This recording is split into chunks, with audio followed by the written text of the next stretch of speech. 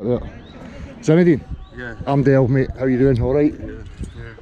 How you doing? Alright? What's your name, sorry? Haliru. Haliru. Haliru? Yeah. Right, how you doing? What I'm going to ask you is, do you think that you could accelerate this over a distance of 10 metres in the space of 1 second without the displacement of the air and the water? Do you know what I mean by that? Yeah. So the air and the water won't slosh about. Do you think you could accelerate it over 10 metres in the space of 1 second without that displacing? Come on, do you know how to do it? No, is it like a contribution? Throwing it or like running? Is it like... You can, any way you want, you have to accelerate it over 10 metres in 1 second without anything happening. Without any of the water moving or the air moving. Is it a question or we have to do it? It's a question, but you can try it if you want to try it, or do you think it's possible? Nah, it's not possible. It's not possible? It's not possible? It's not possible? Let them try, let them think about it. Try. It's not possible. It's not possible? Yeah. You agree it's not possible? Yeah. See, the thing is I'm going to give you a tenner, but I knew you would never win that challenge. Really? Do you know why you would never win that challenge? Nah. You were looking at it, you understand what's going on. When you apply a force to this, what happens to the air and the water inside? It moves. It moves. Yeah. So would it be fair to say that this is an accelerometer? Do you know what an accelerometer is? Yeah, it accelerates the particle. An accelerometer detects motion Okay. in any direction. Yeah. An accelerometer will detect acceleration in any direction. In any direction, opposite. Any direction. So if I now accelerate it down the way, you can see that the air wants to go to the bottom. Yeah.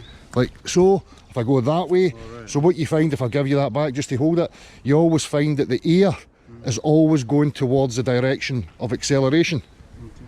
You agree with that? Yeah. Okay. You agree? Yeah. So if you know then when there's a force applied that the air always goes towards the direction of acceleration.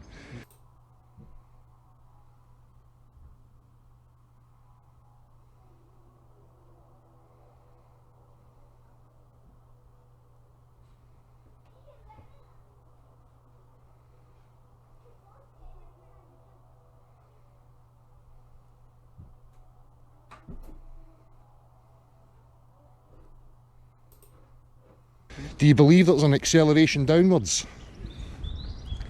Can you come again, please? Do you believe it? Do you believe that there's a downwards acceleration? Yeah. Do you? Would there not be? Well, if there's a downwards acceleration, we've just agreed Like Yeah, now it'll go here? down. that what the air should go here Yeah. and the water to the top.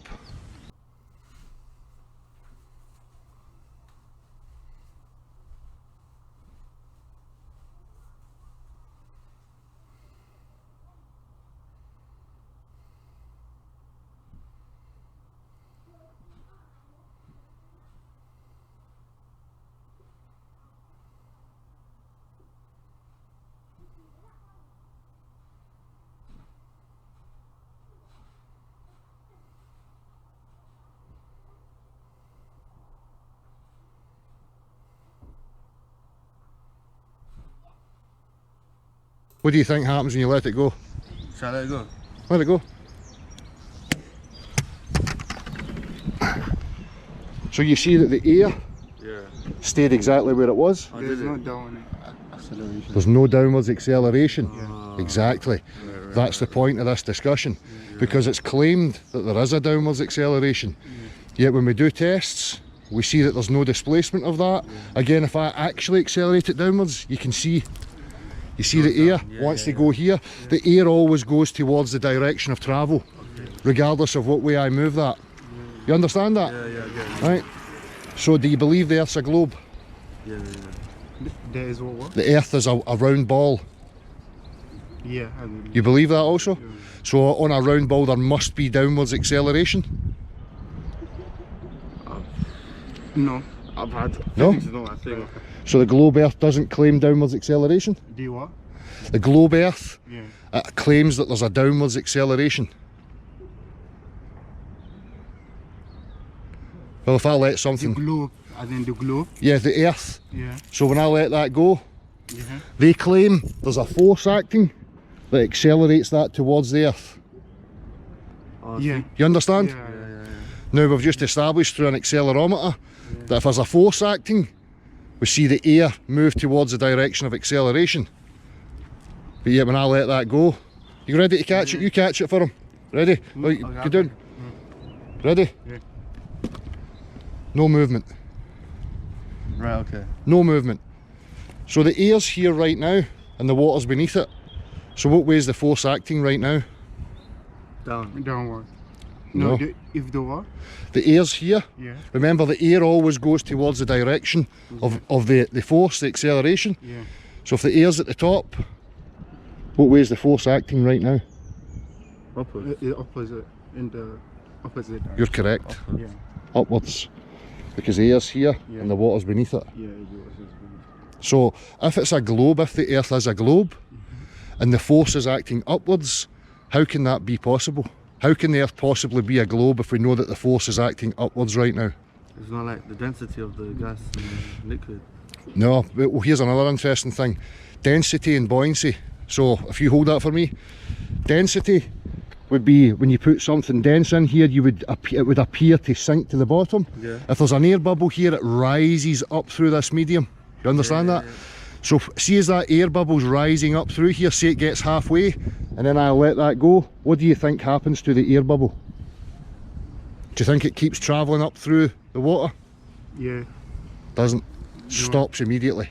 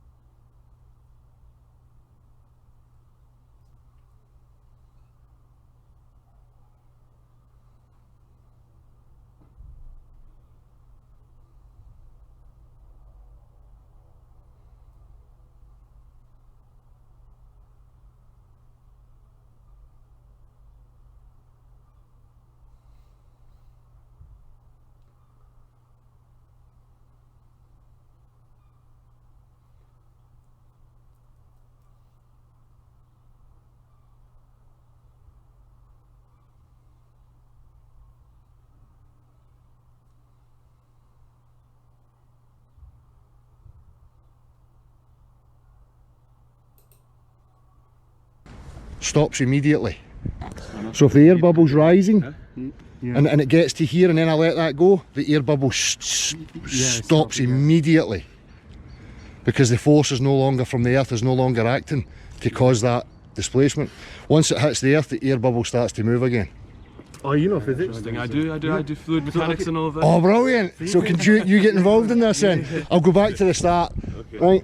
The challenge I set to these guys was, can you accelerate that over a distance of 10 metres in 1 second without the air and the water displacing? So what you want is some vorticity in the liquid. Right, so you give it a little shake, yeah? Get some bubbles going. Yeah, now I'm not too sure. Would you like to tell us? Well, look, the point I've just been making is that, would you accept then, you know fluid dynamics, that's a basic accelerometer. Do you know why?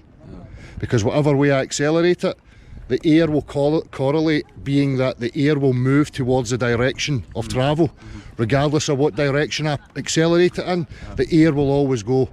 So when I'm holding it like that and I accelerate down, the air wants to go here, to the bottom. Do you accept that? Yeah. Yep. So when I let that go, what do you think happens? It'll rebound off the surface of the What's ground. going to happen to the So air, what's and, it? The air in the water? The air will compress, but because there's no air at the bottom, it'll act as a force basically. Yeah, but if I actually accelerate it, apply a force, Yeah. the air shifts towards the bottom, right? Yeah. So But yet that means, when I let it go, so that means that doesn't happen, that stays exactly where it is. so that means So the there's- air is not going in the. So when I let that go, there's no force acting on it anymore. Do you understand? Yeah. But yet they're claiming to me that there's a downwards acceleration. So how can there be a downwards acceleration, yet we don't see any displacement of the gas in the liquid? The reason why I'm asking you to try and accelerate that over 10 metres without displacement is because they want you to believe that there's a force that can accelerate solids, gases and liquids without them displacing, so that when I let that go, some force can apply different force to the solid, the gas and the liquid in order to accelerate it towards the ground. But yet when we see a force applied, because we don't have multifaceted force, when the force is applied to that, the air moves towards the direction that the force is moving in. Interesting. Real world scenario. Yeah, and that's real world physics, you would agree? Yeah. You can't deny it. The point I was just making to them is, can you hold that, sorry? When an air bubble's rising through here, right, and say it gets halfway and you let that go, immediately when you let that go, that air bubble stops rising through that medium. Instantaneously. And if something's sinking, it's the same, it ceases in its motion.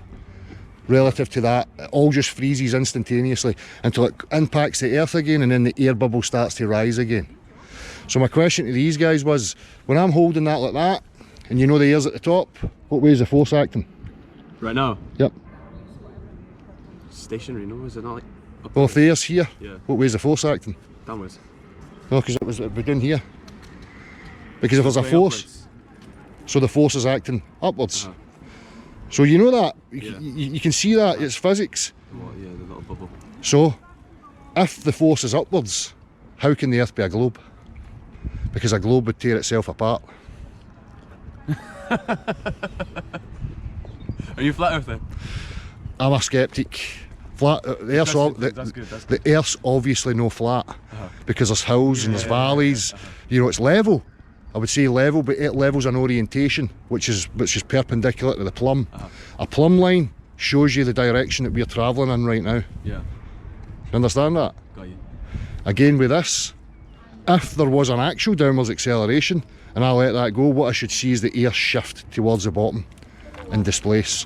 So the tests that we've done show that buoyancy and density ceases in free fall, pressure ceases in free fall, orientation ceases in free fall until it's connected to the earth again.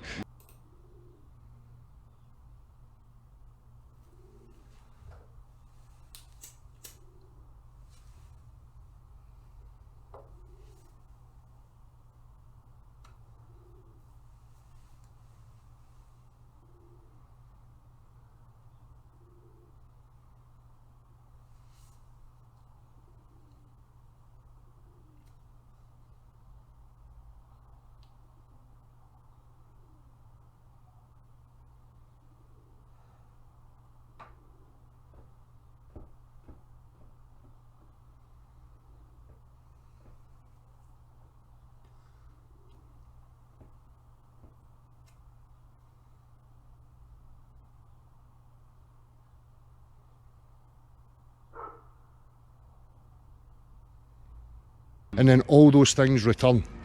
So there's a correlation with direction, weight, buoyancy and density and pressure being connected to the earth. Once no longer connected to the earth, it's gone. Which shows beyond any shadow of doubt that it's the earth that's in motion linearly, not rotationally, because we can see that. Do you understand? Got you, man. Got you. What's your thoughts on it? I mean, I do this to try and highlight, you know, people's lack of understanding of these things and how little we've been taught or spoken about as we grew up and went through the education system. So I encourage questions, I encourage, you know, skepticism, and I would love to try and get a bit of that out of you guys. Yeah, no, you know what? I'm a science guy. I'm like medicine and that, so I have no idea. Like, No idea. what the stuff is. But you understand basic Yeah, physics. I'm sure you said You understand. that. Yeah. And it's undeniable. I mean, if you've got an accelerometer on your phone right now, download a digital accelerometer onto your phone, hold your phone, it's going to register 9.8 metres per second. Yeah. As soon as you let it go, instantaneously it goes to 0. So if the force is still acting on it and it's accelerating faster, you should see that register on your accelerometer. Alright, so in this one I'll be using an app called Physics Toolbox Accelerometer, but you could use any accelerometer for that matter for this test to replicate this test. So what an accelerometer does, it measures the force of, or the acceleration, I mean it's in the name accelerometer, of the device. So in this case, we're using the phone's accelerometer. So when I'm holding the phone like this in portrait mode, the force is on the y-axis, the motion vector, but it's on the y-axis of the phone. When I hold it in landscape, it switches to the x-axis on the phone, because I'm changing the orientation. So when I put it on its back, it switches to the z-axis.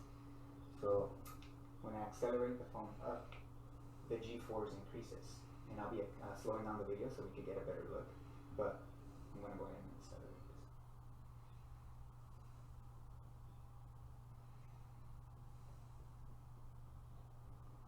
Okay, do it one more time.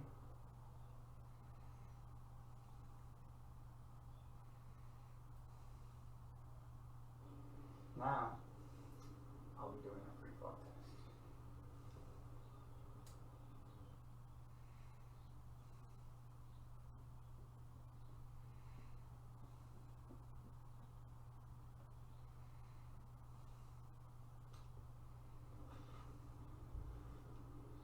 The one on its back.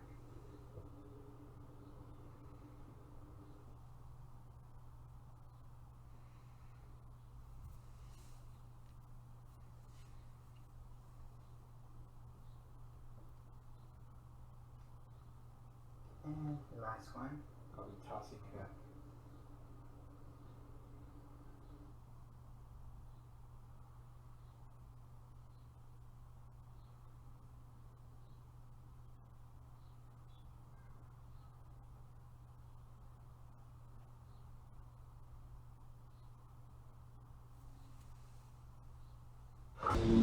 But it goes to zero. When it lands on the ground. No, as soon as you let it go, it goes to zero. When it lands on the ground, it accelerates back to 9.8 metres. I encourage you to try it. Will do. Do you believe it's a globe? The Earth? Yeah. Why? So, just like, it doesn't make sense to me for it to be flat. I wouldn't think. I think Just, yeah, go on, you go. Go You for go. it. It just doesn't make sense to me for it to be flat. Why? There's got to be reasons. No, there are reasons. There are reasons. Just for me personally, I do physics, right? I Yep. study aerodynamics and things like that. Yep. For Coriolis forces and stuff like that to take place, they need, which is like arbitrary forces. They've been proven, so I kind of stand by them. But So Coriolis being that the Coriolis would only happen if the atmosphere and the Earth were rotating independently of each other, because you need a separate medium yeah, in order for it to experience a Coriolis. But yet the globe Earth claims that the atmosphere is rotating with the Earth. yeah. So how can you have a Coriolis when the air and the Earth are moving at the same rate? Interesting. So if I was to My fly... teacher would kill me right now if I say there was No, it's not about that. It's not about converting, it's about having the No, no, of course not, of conversations course not, of course not. and highlighting the logic and the reasons that people have. So if I was, you understand on a globe Earth at the Yeah. equator they say it's 1,000 miles per hour. Yeah. At the North Pole it's a lot less than 1,000 miles an hour. We'll say roughly 400 miles an hour. Yeah. Right? So if you're then on an aircraft taking off at 400 miles an hour with the Earth and you fly south towards the equator, then that rate, because they'll say when the aircraft takes off it's moving with the speed of the Earth. Understand? Yeah. But yeah, as it travels towards the equator, the Earth's getting faster because it's 1,000 miles an hour at the equator. So how would an aircraft catch up and compensate for that? Well, you caught me first thing in the morning. First thing in the at noon. First thing in the That's what I afternoon. say, crack a noon.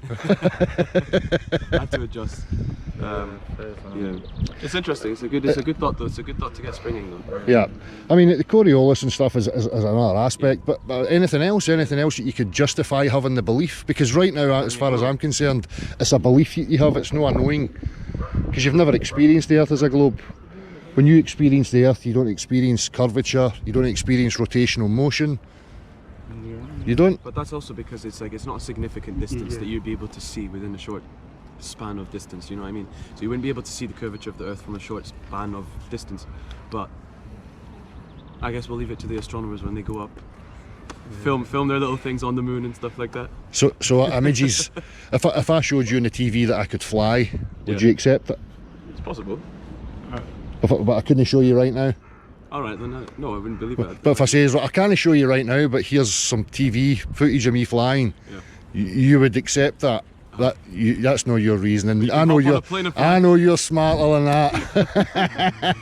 We've got to go because we've got a prayer right now. Listen, I'm going to screw these up because I told you I was going to give you 100 quid if you could complete the challenge, and you didn't. I'm not going to give you 30 quid, but I'm going to give you 20 quid and buy yourselves some lunch. Alright? And hopefully that's triggered some thoughts in you, something to consider. You know, especially the motion thing. Because once you comprehend that, it's impossible for it to be a globe earth. Because it would tear itself apart if the motion's upwards. Understand? Right. Right. Thank you very much. No worries, man.